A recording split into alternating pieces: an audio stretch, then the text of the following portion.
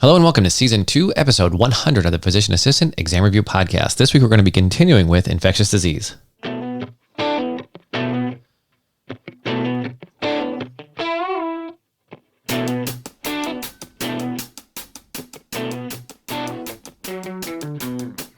My name is Brian Wallace. I'm the founder and creator here at Physician Assistant Exam Review, where we teach core medical content and how to dominate school and ultimately pass the PANCE and land your dream job. There's a whole lot wrapped up in that, right? So part of it is core medical content, and that's what this show is mostly about. But then there's also the dominate school, pass the PANCE, and land your dream job, which is a little bit further in depth that we go in this show and throughout the emails I send on a daily basis and everywhere else that I produce content for you to explain some tips, techniques, philosophies, strategies to improve your test scores, to improve your studying, to improve your ability to retain information long term so that you can dominate in school. Your scores can go up and you can pass the PANCE. And then we talk about how to get your dream job and function as a PA, which is really the goal of all this, right? Just to go out and start treating patients, start helping people. That's really what we all want to do.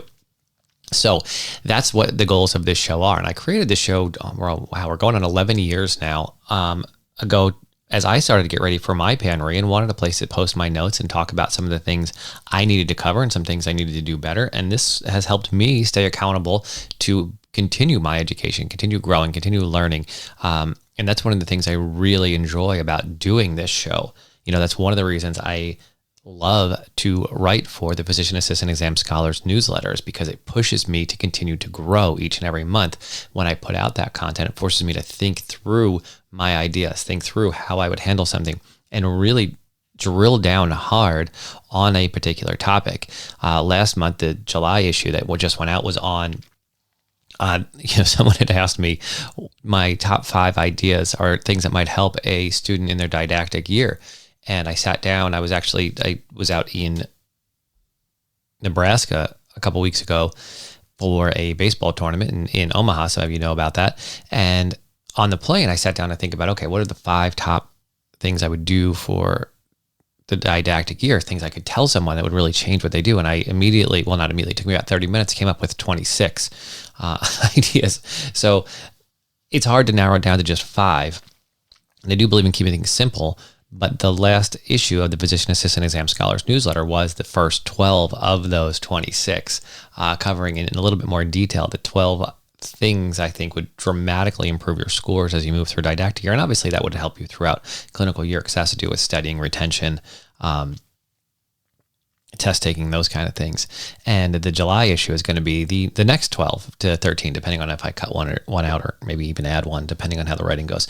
So I'm sorry, that would be the August issue. Is going to be covering the next 13 things to help you get through your didactic year and really improve your scores and make things a whole lot easier for you, right? Everyone complains about how little time they have. That is true. Things are difficult. Things are tough. Things are very time consuming, but it's also not true. I'm finding in my own life now, I am busier than I have ever been. This week alone, I have I'm not going to get into my schedule, I guess, but let's suffice it to say I'm busier than I've ever been. And I'm still producing not quite as much content as I would like, not quite as far along as I'd like, but still producing a fair amount of material and spending a lot of time on Physician Assistant Exam Review. And there are ways to get more time out of your day. There's a way to get things done more efficiently. And I know most people have spent a little time covering this, but as you're forced into it, you find that there's more and more down that rabbit hole. So anyway, that's a little bit I want to talk about, where this show comes from, where we're coming from, where the ideas come from, what we're trying to accomplish. We're trying to accomplish you passing your PANCE, getting through school and passing your PANCE. That's my number one goal for you. So I want you to understand that as I go through the content material, especially if you're new to the show. The number one thing I want for you is to get through school, stay in school, and pass your PANCE. Those are my goals for you. So the way I cover the material is designed exactly to make those things happen. So there are things I leave out. There are things I emphasize. There are things I don't talk about. Most of that is done intentionally to aid you in your path to stay in school, pass your tests, improve your scores, and get you to a point where you can pass your PANCE. That's really my goal. Now, if you're interested in more shows, I had someone reach out to me this week saying, hey, when I'm struggling to find the shows on cardiology. Well, all that stuff can be found in the Physician Assistant Exam Review app. So it's at www.physicianassistantexamreview.com/podcast. You can download there the PAER app, and you have access to every single podcast that was ever produced. You can find it right in there. It's really easy. www.physicianassistantexamreview.com/podcast. Also, if you'd like to get more information about the show, about what I cover, about everything going on here and what I do, and techniques for you to, like I said, to improve your scores without necessarily doing any more work, you can find that at www.physicianassistantexamreview.com and sign up for the email system there, and you will be given daily emails with all of that information in there. Really just more than I could ever put into the show, because like I said, I write them every single day and they go out to everybody on that list. And I think you'll find it really, really helpful. I get emails from people every day saying how much they look forward to getting those emails. All right, well, let's go ahead and get started with our priming questions. And again, for new listeners, the priming question section of this show is designed to get your brain thinking. I do not want you sitting in your car, staring off into space, letting this material wash over you. I think that's a mistake. I want you actively engaged, sitting on the front of your chair, just like you would be in school, ready to learn, ready to absorb, ready to actively put this information somewhere in your brain and attach it to other things that you've been thinking about, that you've been learning about. Even if you don't know the information yet, the priming questions get you thinking about where you should be storing this information, where it should be associated with, where it should go inside your brain so you can find it later. That's really the goal of the priming questions, to get you ready to go. So don't just sit and listen to them, even if you don't know the information. Just thinking about it will increase what you retain from this particular episode. So let's go ahead and get started. A patient spends time in the woods and now has a rash on both wrists and arms and a high fever. What diagnosis do you suspect?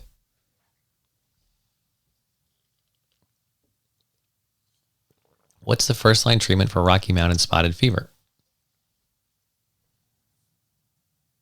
What's the first-line treatment for Rocky Mountain spotted fever?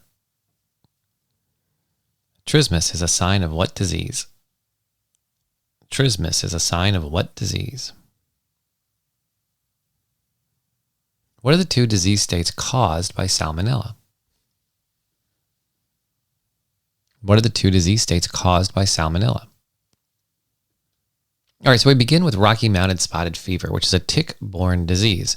So that would be what I asked earlier in the priming question about someone who spends some time in the woods and then finds themselves with this rash. We're looking towards Rocky Mountain spotted fever. It's a tick-borne disease. The organism is Rickettsia rickettsii, and this causes small vessel vasculitis, which can cause serious damage to internal organs and can be lethal. But that's where that rash is. It's that small vessel vasculitis. So that can all merge into a petechial rash and into a larger, what are they called? The lesions can kind of coalesce and become bigger and bigger.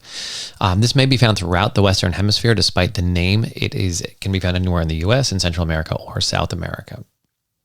Clinical presentation. So these patients come in with a high fever, nausea, vomiting, severe headache, muscle pain. And then they get that maculopapular rash, which is about 2 to 5 days after the fever begins. And it begins on the wrists and ankles and then spreads to the trunk. So that's your differentiator here. That's your way of learning Rocky Mountain spotted fever, is how that rash appears, right? So they get that petechial rash. They can get abdominal pain, joint pain, injected conjunctiva. As this progresses, things can get substantially worse. So they can get hypotension and then some neurological issues like restlessness, insomnia, delirium, and they can even wind up in a coma. Physical exam findings, again, that you're looking for that maculopapular rash several days after the fever begins. And then in severe cases, you're looking for jaundice, hepatosplenomegaly, and acute respiratory disease.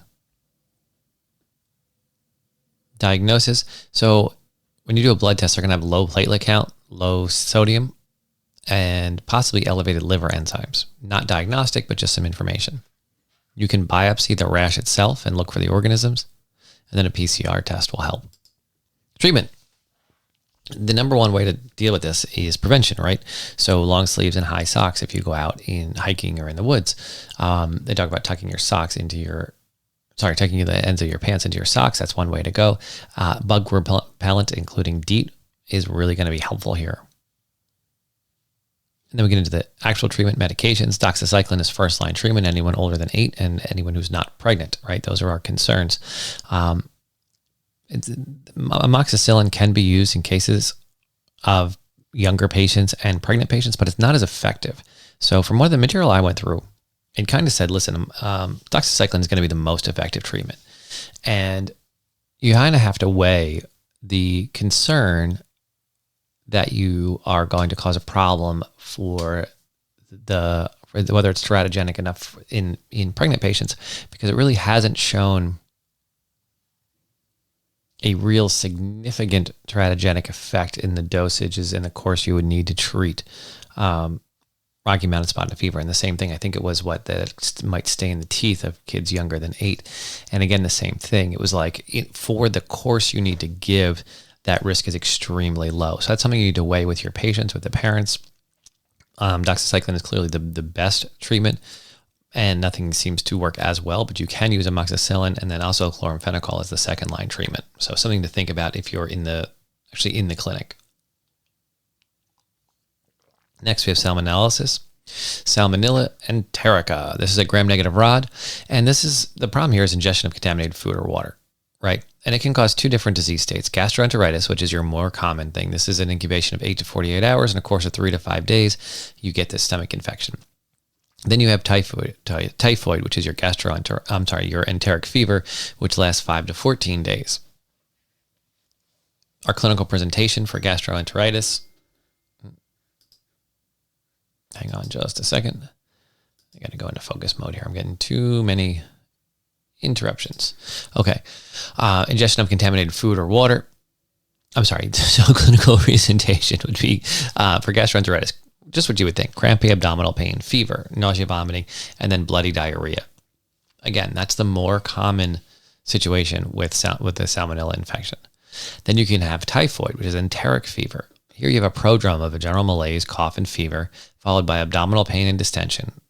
You can get constipation and or diarrhea with pea soup stool, a high fever, elevated heart rate, abdominal tenderness, pink papular rash on the trunk, delirium, and hypovolemic shock. So this is somebody who's much sicker, right? This is not just a stomach bug. This is somebody who's really, really sick. Diagnosis is going to be a stool analysis and fecal analysis, blood cultures, and urine culture. Treatment is going to be the number one treatment whenever we have a patient with significant diarrhea or vomiting is going to be replacement of fluids and electrolytes. For gastritis, it's really going to be a self-limiting disease. You can give Bactrim or Cipro. And then for enteric fever, you're going to want to give a fluoroquinolone like ciprofloxacin or a third-generation cephalosporin like ceftriaxone. Shigella is our next one. This is a gram-negative facultative anaerobe. It's a gram-negative rod. Its mode of transmission is oral fecal route. This is often found in the daycare centers, nursing homes, refugee camps, and other places where conditions are crowded and sanitation is poor. Again, the mode of transformation is the fecal oral route.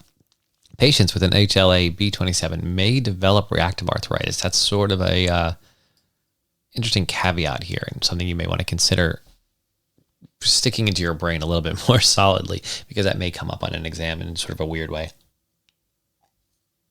Signs and symptoms: you can get abdominal discomfort, abdominal cramps, diarrhea, presence of blood, pus, or mucus in the stool, fever, and then rectal tenesmus. Diagnosis here is going to be stool analysis for red blood cells and white blood cells. You can do a stool culture, and a sigmoidoscopy is going to help with the diagnosis. Treatments, again, fluids and electrolytes. Whenever you come across a question that has vomiting and diarrhea, fluids and electrolytes are going to be key. Medications, again, we can give Bactrim, Cipro, or ampicillin. And then our last organism for today that we want to talk about, our last disease state, is going to be Clostridium tetani or tetanus. This is a gram-positive obligate anaerobe. And the issue with Clostridium tetani is that it releases a neurotoxin which causes uncontrollable muscle spasms. Generally speaking, this affects humans secondary to a wound contamination, so a puncture wound. We generally think of it like stepping on a rusty nail, right? That seems to be the story everyone's told. It's not that rust has any particular problem. It's just that dirt and rust give kind of a nice home for this bacteria to live and grow and proliferate. So that makes it a very nice place for it to live. And that being said, because of that, one of the mainstays of treatment is going to be to debride the wound and make sure you get all of that contaminant out, both the organism and the things the organism likes to grow on. So that dirt and everything else in there. So that's going to be a main source of treatment for tetanus.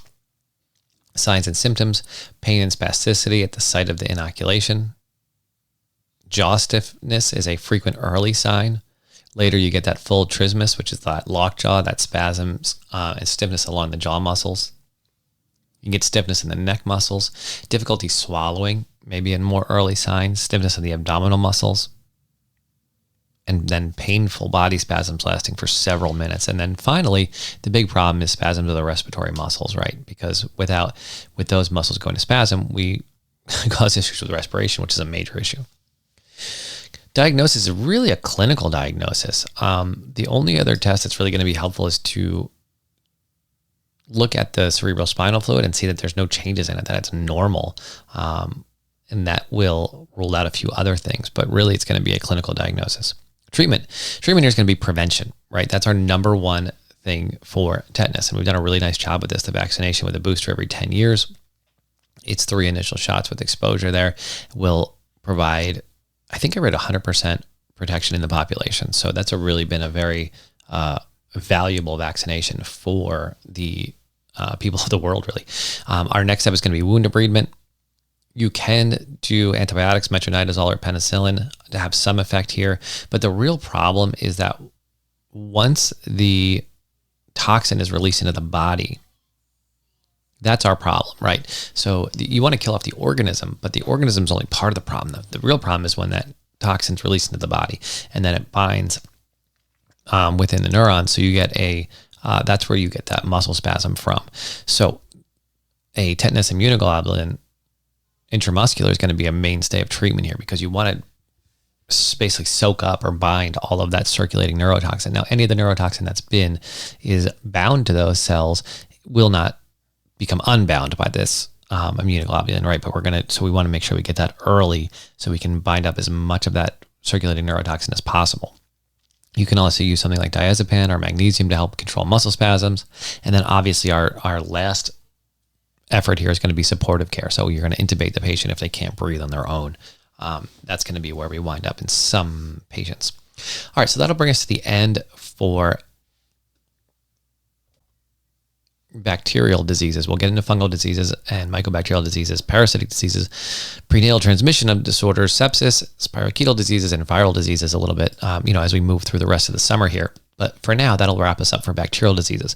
One thing I want to point out is that your mainstays of treatment are going to be fluids and electrolytes. The next big thing with a lot of these bacterial infections, especially the fecal oral ones, is going to be clean water supplies. It's going to be washing your hands. There's a vaccination for cholera, but really what they've discovered is that the vaccination is not as important as sanitation. That vaccination has not really been as helpful. If we just get clean water to everybody, then we're fine. We don't really need to worry about the vaccination and what comes along with that. So understand how this works within the world, understand how it works within the system of bacteria, understand how it works within your body. Different bacteria affect different areas of the body. We saw with Salmonella, we can wind up with a couple different variations there, whether it's typhoid fever or just gastroenteritis. It's hard to picture that, especially as you're first learning about different bacteria, that they can cause multiple diseases. We've talked about it over the last couple of shows, but it's something that took me a long time to wrap my head around. That's why I sort of harp on it a little bit. But if you can get that idea that it's not one bug, one disease, right? As this was developing historically, we didn't understand that. We didn't know where it was coming from. I know I talked about the cholera outbreak, and there was some discussion at that time in London as to whether it was coming from the air, whether it was coming from the water, whether, they just didn't know what was causing it. So to find out that it was a specific bacteria, and then find out that maybe this bacteria can infect it in a different way, those are all things that have happened over history. You're getting all of this at the end well, maybe not the end. That's a little arrogant to say. You're getting all this at a different point in time than the people who first discovered it. So I think it's helpful to think about that historical perspective a little bit and understanding how this stuff gets categorized, why it's important, where it fits in, how we name things. I think that helps you to understand how the whole picture fits together. All right, so let's jump into our study tip for today. Our study tip for today is actually it's kind of a study tip. I just discovered this week an amazing little app for Macs. I'm sorry if you're a PC user, I don't have an equivalent for that, but it's called Horo, Horo. And first of all, it's free, which is cool, right? I have not purchased the paid version, although I can see it's coming very quickly in my future. And Horo sits in the menu bar in the top right, and it's a simple timer, which is all I've been looking for months and months and months on my Mac, because I generally use an app called Pclock, Pclock, which the P is for presenter, right? So it makes a big, bold clock on your phone or your iPad with big block letters, and it's supposed to go either on your desk or in the back of the room while you're doing a presentation. It has a nice countdown timer, and it's really, really good. But I was looking for something, an equivalent to that would sit in my menu bar. So it's something I could see all the time at a glance when I'm working on any project. And Horo, Horo, has really done that for me. If you download it from the App Store and then you put it into the menu bar, it just sits up there, and it just has a very easy way to enter the date, enter the amount of time you want to have it as a countdown timer or a stopwatch. You can do it either way. And then the Pro version, like I said, which I'm probably going to wind up getting, you can actually tag the time that you're spending. So as I record this, I have hashtag podcast on it, right? So that when I go back later, I can look at how much time I spend working on the podcast as a total. And I think that's going to be a cool feature I'm going to be testing out soon. But just the ability to have that countdown timer is really simple, really unintrusive, up in that menu bar has been nice. So I strongly recommend you check it out. Again, Horo in the App Store. All right, let's just answer our priming questions, and then we can get you out of here. Patient spends time in the woods and now has a rash on both wrists and arms and a high fever. That high fever is one that should clue you in. Here we have Rocky Mountain spotted fever. What is the first line treatment for Rocky Mountain spotted fever? Our answer there, doxycycline. Again, remember, I don't know how it's going to come up on your PANCE, and I apologize for that. I wish I did for a pregnant person or for a child, but from what I was reading through, it really said that's something to discuss with your patients, whether just to use doxycycline or move on to amoxicillin. Trismus is a sign of what disease? Tetanus. What are the two disease states caused by Salmonella? Gastritis, which is more common, and then typhoid fever, which is the enteric disease, which is less common, but obviously much more severe. All right, so that'll take us out. Thank you so much for joining me today. Thank you so much for recommending the show to your classmates. It's really been a tremendous help to me. I ask that you please continue to do that. That's the only way that I'm growing the show currently, so that's really, really helpful. Get over to www.physicianassistantexamreview.com to get all the notes and to get on the email list, which I think you will find substantially helpful. All right, until next time, and when we pick up with fungal diseases, take care and good luck.